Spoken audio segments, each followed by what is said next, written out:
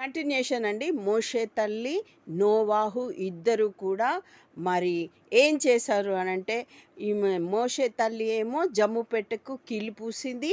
అదేవిధంగా అంటే ఎవరిని? మోషేనే రక్షించటానికి. అదేవిధంగా ఇక్కడ మరి నోవాహు తన ఇంటిని రక్షించుకోవటానికి మరి నీరు లోనికి రాకుండా కీలును పూశాడు. ఈ కీలు దేనికి సాదృశ్యము అనంటే వాక్యానికి సాదృశ్యం. తన ఇంటికి రక్షణ కలగాలి అనంటే దేవుని వాక్యము మరి బాప్తీసము వీటన్నింటికి మరి ఏం కావాలి అనంటే రక్షణ కావాలి అనంటే మరి దేవుని వాక్యము అనేది మన బిడలకు కూర్చున్నప్పుడు, నిలబడ్డప్పుడు, లేచినప్పుడు నువ్వు ఎప్పుడు కూడా వాక్యము చెప్తూ వారిని రక్షించుకోవాలి. ఈ లోకమనే మహాసముద్రం అనే నీరు నీ బిడ్డల్లోనికి రాకూడదు.